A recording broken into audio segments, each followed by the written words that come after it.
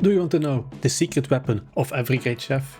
It's not fancy gadgets or expensive ingredients, it's homemade chicken stock. Once you taste the difference this makes in your soups and sauces, you'll never go back to store-bought. I will going to show you a very classic approach to a chicken stock.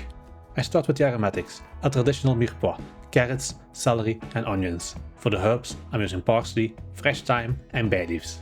And of course some black peppercorns and a bit of salt.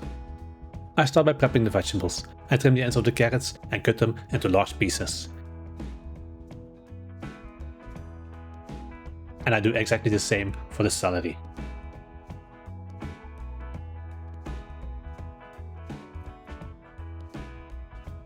For the onions, I simply peel them and cut them into large chunks. Since the stock will simmer for a long time, there's no need to dice them finely.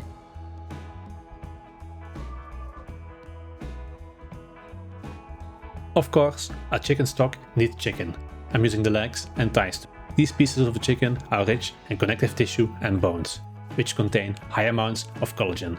When simmered, collagen breaks down into gelatin, giving your stock that rich, mold-coating texture that defines a good sauce or soup.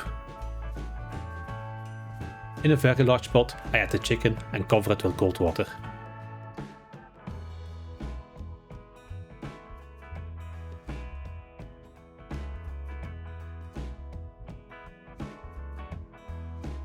I bring this to a boil first to blanch the meat. This is a crucial step for a clear stock. It removes impurities and any remaining blood that could cloud the color or affect the flavor and shelf life. Once it has boiled for a minute, I drain it and refresh the chicken under cold running water.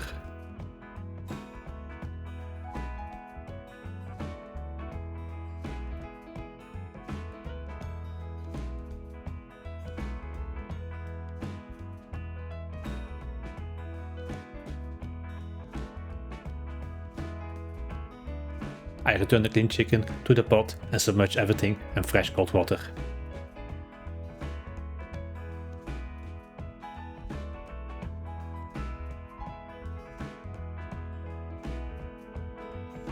I add my vegetables,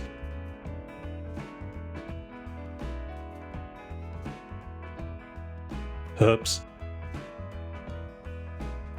salt and pepper, and I place it back on the stove and let it simmer gently for 2 to 3 hours. You want a lazy bubble, not a rolling boil, to keep the stock clear.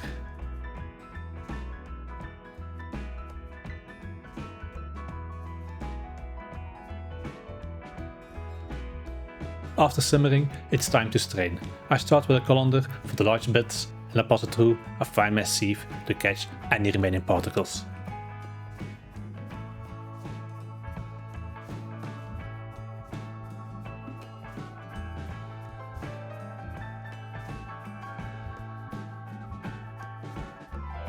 Whatever you do not throw away the chicken. I pluck the meat from the bones and will use half of it for a hearty chicken soup, which I'll be making in my next video.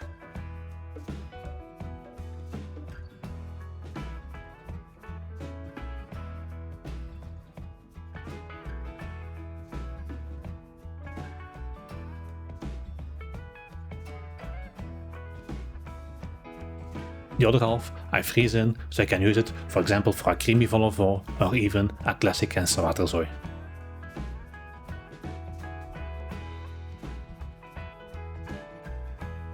I have let the stock cool down so I can easily skim off any excess fat.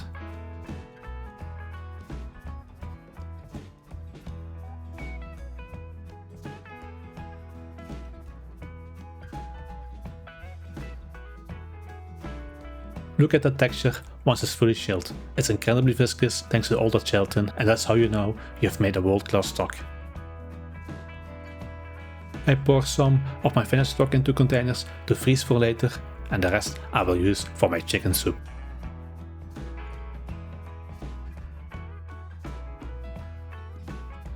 And there you have it, a chef's secret weapon, ready to transform your meal from ordinary to extraordinary.